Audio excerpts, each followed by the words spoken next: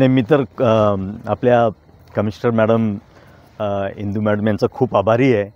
त्यांनी मला आग्रह केला की कार्यक्रमानंतर सर आपण सिटी पार्क बघायला जाऊ आणि मला आज इतका आनंद होतो आहे. फर्स्ट ऑफ ऑल त्यांना खूप खूप अभिनंदन करतो आपल्या कमिशनर मॅडमचं की त्यांनी इतकं सुंदर ते डेव्हलप केलं.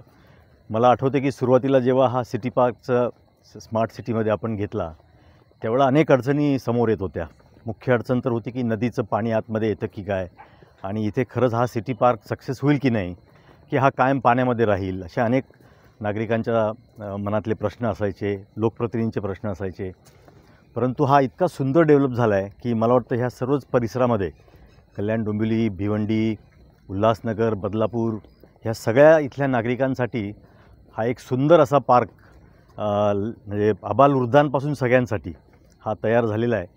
आणि आत्तासुद्धा आपण बघतो आहे की शहरापेक्षा इथलं वातावरण थंड आहे, कारण नदी शेजारी आहे. आणि हा कल्याण डोंबिवलीकरांच्यासाठी फार मोठा असा उपक्रम महापालिकेने राबवला. मला खूप आनंद होतो आहे की त्याची सुरुवात जरी माझ्या काळात झाली असली तरी आज अत्यंत सुंदरपणे आपल्या कमिशनर मॅडम यांनी तो डेव्हलप केला आहे. आणि जे आता हे चालवत आहेत श्रीयुत इंगळे यांचं देखील मी अभिनंदन करतो. तर खूप कल्पकतेने ते नवीन नवीन गोष्टी ह्या पार्कमध्ये करत आहेत आणि त्यामुळे नागरिकांना देखील त्याचा जास्तीत जास्त लाभ होईल.